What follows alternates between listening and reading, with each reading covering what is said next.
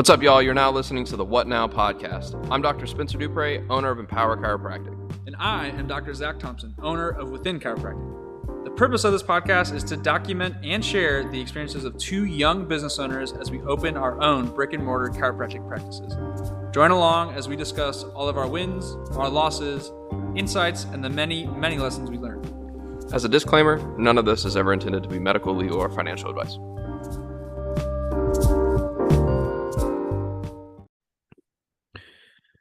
Yo, what is up, everybody? Welcome back to another episode of the What Now podcast. Spencer and Zach back at it again with another episode. Feeling good, man. How are you doing? Shrek and Donkey back at it again. What it do, boo-boo? I'm feeling pretty good, if you can't tell. A lot of characters in one place. Slept in this morning like a bum. But then I just did a 80-minute incline walk, no less than 9%. That was brutal. Getting closer and closer to 29 to 29. But we're doing it. We're feeling good. Got my new polo on. Just hooked up myself and Joshua. Built, BYLT, was doing a summer sale. And I was like, hey, Josh, we need some new digs. And we're trying it out. Yeah. And so we're trying it out. Going to see how we feel in it. And who knows, maybe Within Chiropractic can be sponsored by Built. Never know. Probably not. Hey, but if you guys are companies looking to sponsor young chiros, hit us up at all the brands that we use. And if you're a video editor or want to learn how to make a social media page, we'll gladly give you the keys to our video that we record on Zoom, and you can start chopping up footage and we could post on Instagram. Yeah, that's not high quality stuff. Anyway, what's up? What's up, man? Let's get an update from you. What's a win? What's a win? Oh, man. I think we've been talking about it a little bit, but honestly, I think it'll be a really good tie into what we want to talk about. Was literally what happened all of 3 minutes ago before we hopped on to record this podcast. I come into the office to record the podcast, and it's a Tuesday morning. Typically, we have like a power hour that we do with the chamber before this, and I had a patient that I forgot to lock the door, which I typically do when I'm recording the podcast. I sit down, I'm about to send Spencer the Zoom, and she walks in. She's like, hello. And I'm in my office, can't really see. And I got scared, to be honest, but had to tell her, like, hey, like, I can't adjust you right now. And it was really one of the first times in these last 7 months where I've like put my phone down when someone put my foot down when someone has come in, not at their appointment time and not even like open business hours. And been like, no, like I can't see you right now. Like we'll see you at your scheduled time. And she received it really well. And I always thought I would be a burden. So I would say that's actually a pretty big win. Nice. That is a big win. That is a big win. That's something that I am also working with too now, is getting out of desperation mode for things. And yeah, I feel like that's a big win too for me now. It's I think I've shifted into a place of want and not need. Whenever we got on the Zoom, I was listening to Matthew McConaughey's book, Green Lights. Dude, it's awesome. And he talks about how whenever he first moved to California, from Hollywood, he drove like in a whole day from Austin to Hollywood to go sleep on his agent's couch. And he gets there and he's like, all right, well, where do we start? What do we do? Where do we go? Where's my first audition? All this stuff. And his guy says, like, well, you're not ready. And he's like, what do you mean I'm not ready? He's like, yeah, get out of my house. And he's like, what do you mean get out of your house? He's like, get out of my house. You're not ready. And he's like, I don't understand. How am I not ready? Like, I drove all the way over here. I did all this work. Like, I've been trying to build a resume. Like, I'm ready for Hollywood. He goes, no, you need it. And he goes, you need it. You don't want it. And Hollywood smells need. And that's the minute that you're going to get kicked out. Like, you have to want your success, not need it, because the minute that you become needy, you push it away. He's like, he said, get out of here and he said, don't come back for a month. He's like, find something else to do. And so he took a month hiatus where he drove. He and like a bunch of his actor friends went to Germany, and they drove around Europe on motorcycles for a month. And he came back, and then he landed this giant part for that movie. Like, what is it? What It Takes to Kill. And he landed this giant part, and that like sprung him into success. Yeah.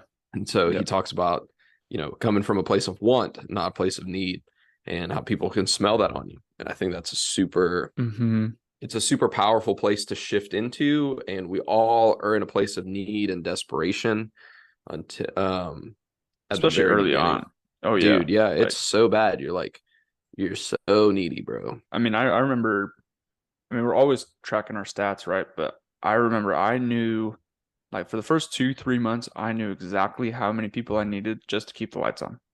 Mm-hmm. And that was like what I was fixated on. Like, I need 6 people to sign on to care this month, or like whatever it was, right? Which at that time seemed like a crap ton. And you're in a very survival state, and it's a very difficult place to be in. And I think we can get stuck there for many different reasons, but you can move out of it. I think I don't think either of us are necessarily out of survival mode by any means. We're still 6-7 months in. And so we still have a lot to survive and, pay our bills and things like that. But reflecting in comparison to 7 or 8 months of survival mode to those first 2 months, man, it is a rough spot to be in, both mentally and physically, on so many levels. Yeah, dude, I think like, so they talk about, in the book, like he's talking about how he and his producer are like going through all these things, and he says like, and he's like, why do you want it? And he's like, and he's like, I don't understand how these things are working out. He goes, well, you don't need it anymore because you're not desperate, and you want it for the love of it and not for yourself. And man, it's so interesting. Like he talks about it, and this is something that like kind of keeps like coming up for me, is like, to get to that state of want and like for your success, you need to be less impressed with yourself and more involved. Less impressed, more involved. Less impressed, more involved. What is that? Can you dive into that a little bit? Yeah, it's about being less impressed with the things that you have done and actually more present in the things that you are doing. So the reason that you're so that people have success, and the reason that people are doing the things that they are doing and achieving a super high level, is because that they actually want to do these things, because they're so involved, and it's so pertinent in who they are in their everyday life, that they love it so much, and they want to do these things, and they want to chase success because they are so passionate about what they are doing, instead of being so impressed of like, oh man, like, yeah, I mean, it's super pertinent in everything that we do. And this has been like why it's been so recurring for me, is because like, as I added Logan onto the team, and as the practice is growing, it's easy to get impressed with your numbers, easy to get impressed with your growth, easy to be amazed or admire yourself and what you're doing. But the minute that you take a step back and look and say like, wow, look at all the stuff I've accomplished, you stop your momentum. And this is kind of like what we talked about last week. The momentum stops. And so less impressed, more involved. Stop being so impressed with the things that you're doing, and be involved in why you are doing it. And whenever you can do that from a place of want instead of need, that's whenever you really unlock the art of living, is like what Matthew McConaughey calls it. Like, and he's got like the whole seminar and stuff that he and Ed Milet were doing. I think it was April 14th of this past year. Yeah, I think it was Ed, Tony Robbins, and Matthew McConaughey. Yeah, what a lineup. That's crazy. My mom was actually on it, and she was like, I was surprised you weren't there. And I was like, I had to see patience, but she said it was pretty awesome just to get to hear. Really, I mean, she was really impressed with McConaughey and Tony Robbins, and I think it was her first time really getting to listen to Tony, who is just another, I mean, gangbuster when it comes to self-development. But yeah, it's definitely something I hope they do again, and hopefully I can make it on the live stream. Yeah, but I mean, man, dude, like we see that all the time. Like we're all like did all of this, did this many numbers, collected this much, collected that much. And that's awesome to acknowledge. But it's the fact, like when we become impressed by it, being like, I have this many visits practice, or I'm this many blah, blah, blah, blah, blah. And that's when we stop, because you take yourself out of the game. The only way, like when you're playing sports, the only way you actually like know how many points that you actually have scored and you know what your stats are is whenever you actually check out of the game and you're looking at the box score, right? You can kind of have an idea, but if you're so involved in the game, you're so immersed and you're like working in like what we call like the flow state in chiropractic, you are just completely unconscious of what's going on and you're doing things for the sake of doing them because you care about it. Yeah. And when we get into like this flow state, it's right because we're more involved, less impressed, and we're operating from this place of want. Like I want to serve, not like I need to serve you because I need to pay my bills, or I need to serve you because I need this validation. Right. I need to hear this crack because I need to validate. I need you to think that I'm a good adjuster. Yeah. Right. I mean, I just had that happen last week or 2 weeks ago. The dad, I've taken care of now both of his kids, and he signed on to care, and it was his first adjustment, and there wasn't a single crack, not one crack in the entire adjustment, right? And his kids have been raving, like his son, you know, when I asked him what was the biggest change, and this was a baseball player, he's like, I just feel happy again. And his dad heard that, and his daughter like really enjoys coming in, and then no crack. So he's like, what are my kids? Are my kids just like morons? Is what I'm thinking, right? It's like this dude is thinking his kids are morons, and like this guy ain't it. And then I just told him, I was just straight up, I was like, the crack doesn't mean anything success wise of the adjustment. And I truly do believe that. And I think that authenticity came through. But I mean, the next few times he did come in, they were great adjustments regardless. But it was just, to me in that moment, I was like, whoa, like that's crazy that there was no crack. Yeah, because we do get fixated on it at times. Yeah, I mean, one of the things that like it always astonishes me is the fact that people come into my office and they're like, this is so nice, this place is awesome.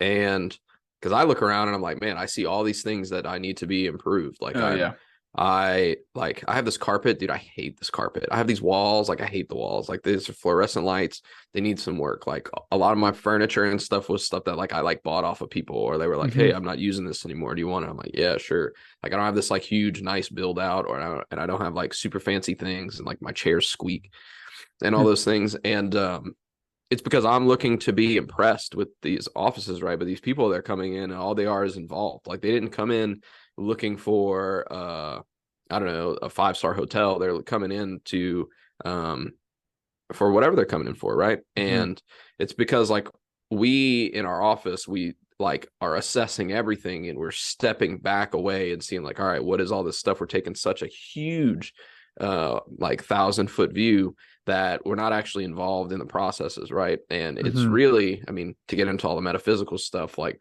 we're really the tone of the office and the vibe of the office and this feeling of the office is about the space that you hold and the intention that you set around it.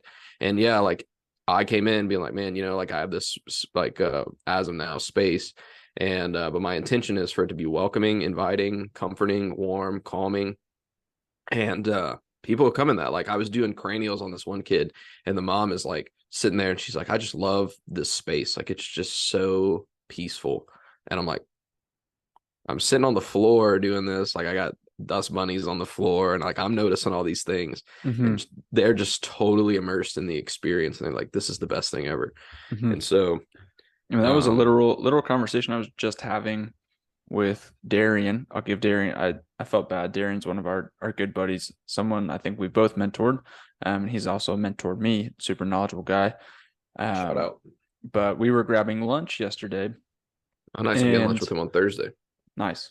Great dude to have lunch with. But we were talking about how he's still in clinic at the student clinic. And I hope he doesn't mind me sharing this, but he has noticed that for some people, it's tough after they're out of pain for them to keep coming back. And one reason is because, and I literally told him this, and this could be viewed as an excuse, but the Parker Student Clinic experience is atrocious, right? You don't know where to go. The parking, the area is not in a great area. It takes an hour to go through, regardless of how efficient you are as a student. And so, yeah, it could be very easy for someone to be like, oh, my back doesn't hurt anymore, I don't want to go.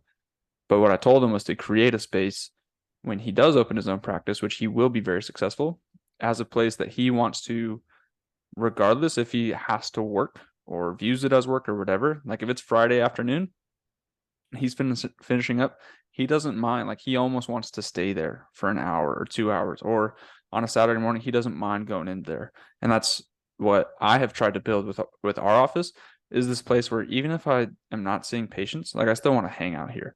Like I would have my friends over, right? Like one, it's a giant space and we have this nice TV. Like we could almost start watching like, college football on Saturdays here or that kind of thing, or like the UFC fights, but creating that space that's nice and inviting. And we, have that same effect where when people are transitioning from their initial restoration, whatever, initial care plan onto wellness, we've noticed some of them have said, well, it would just feel weird to not keep coming here, or I just like this place so much that I want to keep coming. Like it has nothing to do with physical. And there's a lot going on there too. They've had plenty of education and table talk in that realm, but in large part, it's because we have created this intentional space, and we set intentions every morning or afternoon, depending on the day. But before the first shift of the day, we're setting intentions, and it's nothing crazy. It takes all of 2 minutes, but we notice when we don't do that, not only is the day terrible, but we get thrown off in our groove and our connection as a staff, me and Joshua. And so it's definitely something we'll continue to fight for, is to set our intentions. We have our own little prayer time that we both quietly do, and then we go from there. Yeah, I think that's an important factor. Logan and I both do that as well. Like we're reading the same thing, but we're reading it separately, and then we come together and we're like, all right, what do we get from that, and how do we incorporate this in today? And that's been a big thing that we've been doing. And as someone who is the leader for the business, right? That's the role that we assume. It's our job to drive the ship forward, not from a place of like, hey, we're going to pull you along, but we're going to just, all we're doing is we're the pace guy, right? It's just like in your marathon, you got the guy that's like running the pace. And like you said, like the 5-hour guy is running the pace there, and he's there to set the pace for all the people who are like, yes, I'm on board with the 5-hour mark, right? Yeah. And to let people know if like they're falling behind or they're not going fast enough, right? And so we're the pace guy. We're running the race just with these people, right? Except we're doing it from a lens of like, hey, I'm here to set the tone for you. And so that is super important and something that I've really been trying to drive home. And like we were talking about before we started recording, like it was really nice to have someone actually call in and I answer the phone and saying like, hey, can I talk to Logan about the schedule? And we're like, oh yeah, you totally can. Or usually like people go through you, and especially you as the doctor, and you as the like main person that they're seeing, right? You would think that you're the one that like everybody wants to go through, but that you've created authority in that position and ownership in that position whenever people who are in your practice start to say like, oh, this is the person I talk to for that. Like, this is the person I go to get adjusted. This is the person I go to get on the schedule to get adjusted and handle all my payments, and et cetera, et cetera, et cetera, whatever they're doing. So that is something that in the culture that I've really trying to be intentional to set,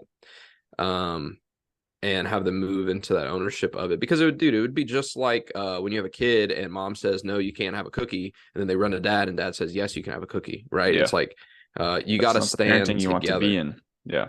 Yep, exactly. Yep. So what are some things that you feel like you and Joshua are working on? I think Joshua does a great job at that, actually. I didn't know you called in. So you actually came to get adjusted 2 weeks ago before your trip. I didn't realize, I thought you just walked in, but I didn't realize you called, and Joshua worked on getting you on the schedule and everything like that. So I'm curious to hear your side of that. It was a very, just pop in. You're not scheduling a new patient exam or anything like that. But what was your experience like on the phone and then being in the office waiting to get adjusted out of curiosity? Yeah, well, that actually is why I called in, is to see how Joshua handled it, right? Is because, dude, I knew I can, get in because it would be the same way, if you had come by the office or something like that. But since Logan, it was her, the end of her first week, she had only been in the office 4 days. I hadn't given her really a lot of phone responsibility. And I was just curious to see how Joshua was handling it all, and how he was poised on the phone, because then I can give her some guidance from another perspective, and just kind of see how Joshua mans the front and all those kind of things. So I was like, man, I'm going to go in. I have some extra time, about to leave. and I was like, I'm gonna go see if I can get adjusted by Zach after the gym. But I was like, let me call Joshua and kind of see how he handles things. Dude, and he answered, and it was great. I said, hey, Joshua, this is Spencer. And I didn't say anything else. I didn't say, this is Spencer Dupre. This is Zach's friend. I just say, hey, this is Spencer. He goes, oh, hey, yeah. He says, are you looking to come and get adjusted by Zach? I said, yeah, that'd be great if you can get me in. He goes, well, when are you going to be here? And I was like, well, I'll be here. I can be there in a minute. I'm like right down the street. I just see if you have an opening. He's like, oh, yeah, we can squeeze you in. No problem. He's like, I'll see you soon, man. Yeah. And I walk in, he daps me up. He looks at me like he recognizes me. It's basically like I would have been a member in your practice for, I don't know, the past 6 months or something like that, which is cool. Yeah. But that's because Joshua's a cool guy, and he's easy to get along with. He's super, super personable. It's gotten to the point now where he knows. I thought I knew like enough about a lot of things, if that makes sense, to kind of hold myself in any conversation. Really, other than sports, Joshua knows something about everything. And so his connection is pretty insane with people. And it's really awesome to get to witness. And I mean, it's something, I mean, you just said it, but I'll be out at chamber events or around practice members out in the community, and they'll just be like, where'd you find this guy?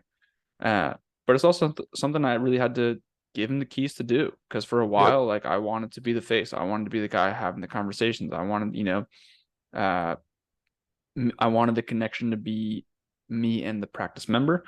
And I quickly had to get over that one, and realizing how great he is at it. And so I saw that in him, just in small bursts. And so you don't necessarily give all the keys, but you start to just, pull back a little bit. And then you start to see, oh, wow, this guy's super, super good at this. And so it was really easy, I want to say, for me, but at the same time, it was also really difficult. Like, if you know any bit about me, I'm quite a control freak. Like, I want things done this way, like, and everything. But I remember, and I'll remember this for the rest of my life, from Howard Behar. I think I've talked about it before, but Howard Behar, who's one of the co-founders of this small company, Starbucks, the biggest brick and mortar franchise company in the world. He talked about the broom concept that happened at Starbucks, where one random manager at a Starbucks somewhere told them, hey, this broom that y'all use stinks. I'm going to start using this other broom. And at first they were like, whoa, you can't use a different broom than all the other Starbucks. And then he realized, he's like, are we going to argue with the people that actually use the broom about like how to, like, what to do? And they're like, let's just let the managers kind of, if they have a better way, then they start doing that. And that's where a lot of those really cool drinks, like the Frappuccino and all those different drinks that Starbucks has, came from, was by allowing the baristas and the employees. I mean, people really enjoy them, and Starbucks has made a frick ton of money from them. They were cool to me when I was like 10. I mean, it's not a cold brew, but But anyways, they allowed that creativity and that collaboration to intermingle and not just be a top-down thing, right? And so the people that are in the daily grind, if you will, really allowed to take those keys. And so that was something I took from that. His book, It's Not About the Coffee, is amazing. And so, yes, there is this ownership in the practice, right? Like, I have the final say. I'll always look over like our copyright or our ads or anything like this. But if he has an idea, I let him run with it, and we talk about it. And if we have to tweak this or tweak that, then we do that. And it's the same way. Like, if I have an idea, I talk him through it. And he's not a yes man, which is phenomenal to have. Like, he'll tell me, like, that's stupid. Or like, we just did an event at our show 2 weeks ago, and I was like, what do you think? And he's like, that's not us. Like, that's not our brand. And I was like, yeah, I didn't think that either. He's like, okay, cool. Like, I don't want to do that again. And it wasn't, we enjoy screenings, but it just wasn't the right screening for us. And so finding the right time to do all that finding the ability to do that has been super freeing in our business. And I think we've really noticed a big gain and just continual growth because of it. Dude, that's huge, man. Like, for him to be able to say, like, hey, that's not our brand, that's huge, right? To one, like, identify with the brand of the company as just as much as you do, to be able to give you input, and then two, to not be scared to tell you, like, hey, like, that's not us, right? And Joshua, like, he's like an older guy, like, he's mature, like, he has lived some life, and so he has the skills, like, to do that. And like with Logan, I'm looking to build those things. Like she just graduated high school last year, and I'm trying to really like help her step into her own and build her confidence, and that's huge. And Hormozy and Andy had a podcast the other day, and that's like the end of it, like how to deal with yes men. And it's really the fact that like you train people to be yes men, right? If you have people in your business or people in your life that are always saying yes to you, it's because you train them to do that, right? It's because every time that you give them something to do and they say yes, then that's only whenever you give them praise, right? It's like when you acknowledge, like you were saying, it's like you want to also acknowledge and say like, hey, great job. Whenever somebody says like, yeah, the lead called on the phone and they went somewhere else, and be like, hey, well, thanks so much for taking that call. We'll get them next, like we'll get the next one. Or just as much as when people pay in full and you say, awesome, great job. It's like when people say like, yeah, actually, like I didn't handle that super well. It's you say, dude, well, thank you so much for actually being able to be aware and understand that you could have done better. And that's big.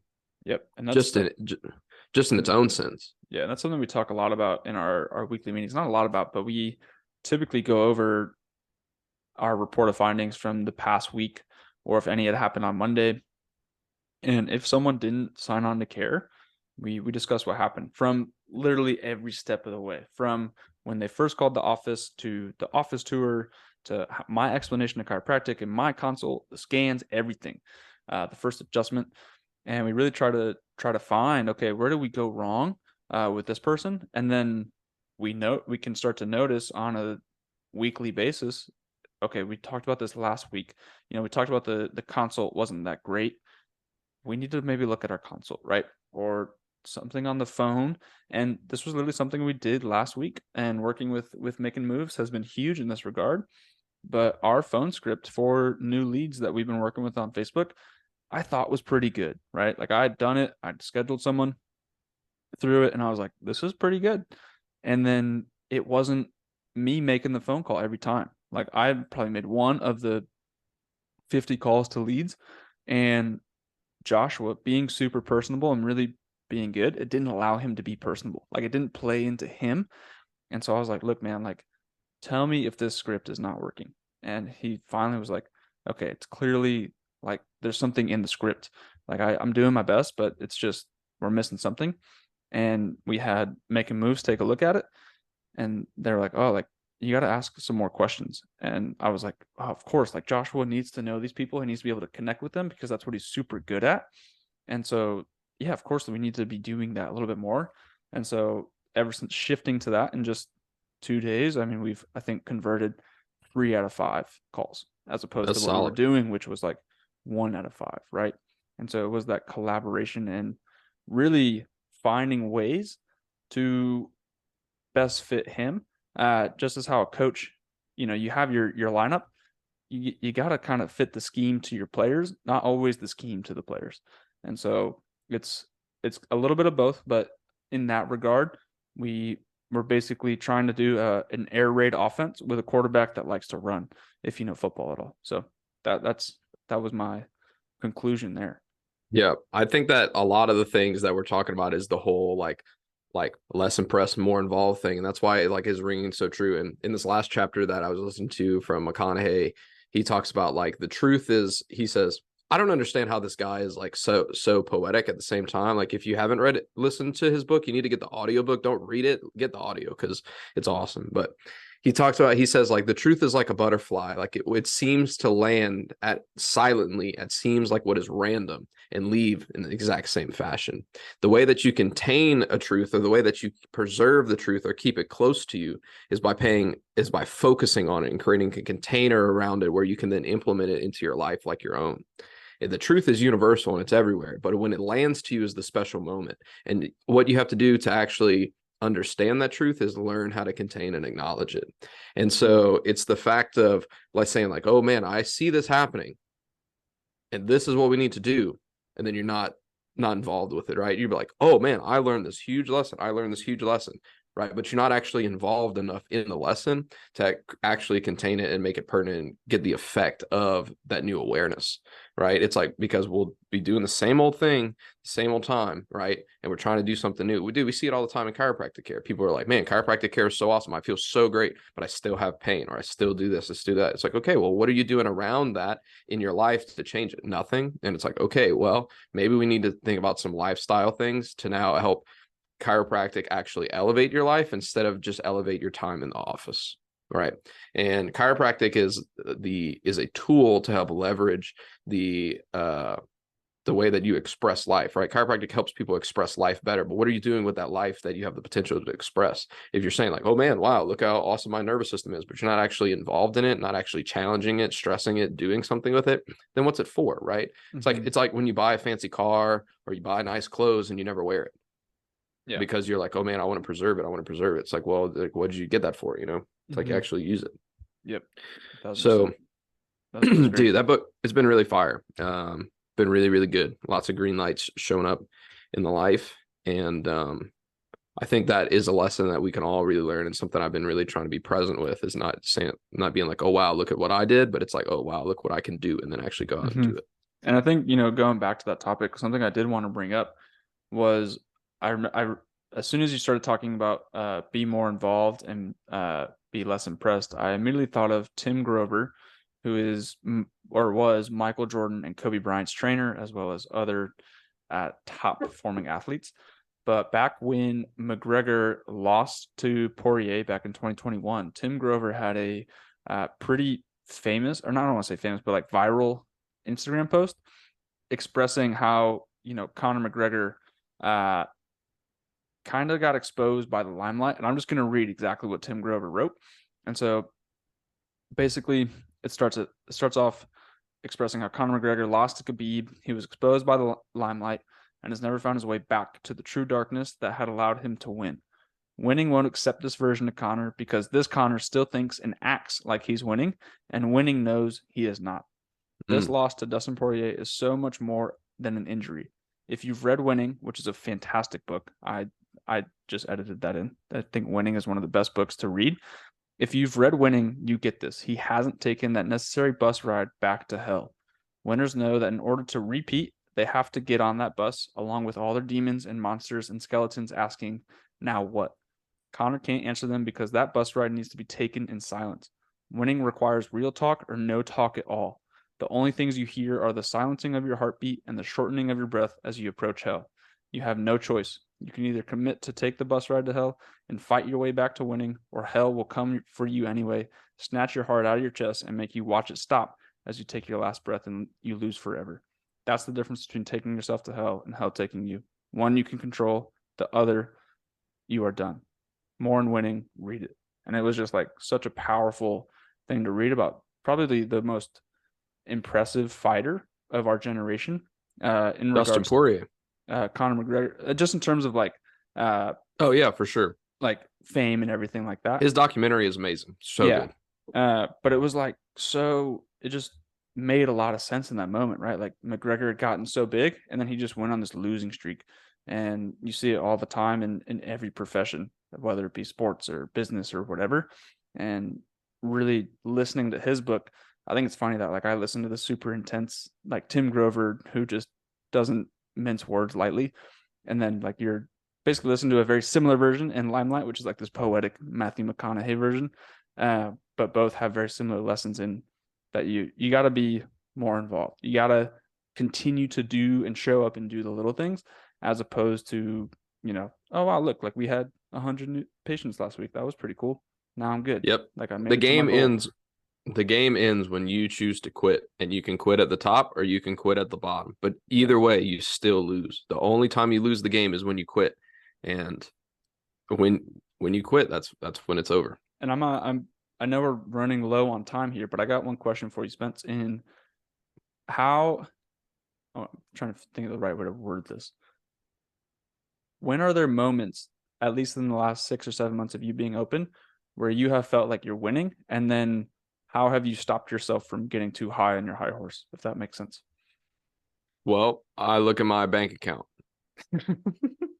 That's like for real. Like I'm like, man, practice is having a lot of success. Practice having a lot of success, but then I realized, like, dude, I'm doing this to build a life of financial freedom, a life of lifestyle, and things for my family in the future. And I'm like, man, dude, I'm doing so, like, I feel like we're doing well in the practice. I feel like everything is good. And then I look at my personal bank account, and it's like, well, like, I'm still not even close to, like, the practice is meant to help people. And by helping people, I'm supposed to gain financial freedom, right? Because I'm following my passion and I deserve to be compensated fairly for it.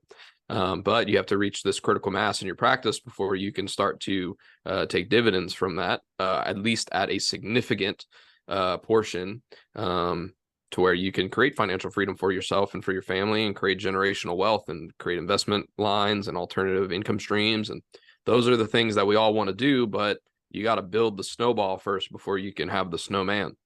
And What do you, on top of that, what do you think, say you get to that point in 5, 10, 15 years, what is going to continue to keep you going when you do reach that point of financial freedom? I don't think, well, the whole point of financial freedom is to be able to give money to whoever I want at any rate that I ever want, right? So, like, it's not just people in my family, but I want to be able to say, like, oh man, you're starting a church, and be like, here's your whole startup fund, or part of your startup fund or something like that, right? Like, money, capital is just leverage for you to capital is just the gas in your tank, right? That you have to put in your car to drive it from A to B, right? It's like, dude, there's always a place to go. And when you're living like in a passion and for something that you actually think about as important, like, it should never end, because those people who you like are like, man, this is who I really want to serve.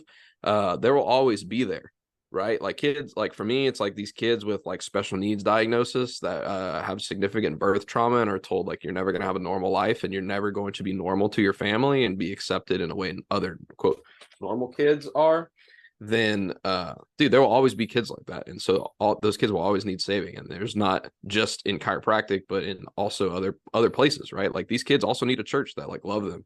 These kids like also need a place to work and grow up, and all these things, right? And so there is no end goal. The goal is to do the thing. Like, this is what my life's purpose is, right?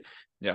When you use like your business or your practice or something like that, like, to just try to get you something material or financial or whatever like that, then like you have a really short timeline, because eventually if you do get there, you're not like shooting past your target, right? Right. So anyway, that's good. That's good. But I think that is all we have for the rest of the day. And really, really enjoyed this conversation with my good buddy Spencer. But if you have any takeaways, if you have any shout outs, if there was one thing that you were like, man, I really want to listen to that again, listen to it again, and then send it to a friend. Actually send it to a friend and then listen to it again. And also always shout us out on Instagram, social media. We love to continue to see y'all's reactions, and just hope to continue pouring our lessons, our wins, our losses back into y'all. So that is all we have for today's episode, and we look forward to getting back on next week and explaining and sharing a little bit more about what we have to offer. So thank you. That's right. Hope you guys Thanks for listening. Day. Thanks for listening to the What Now podcast. Peace. Peace.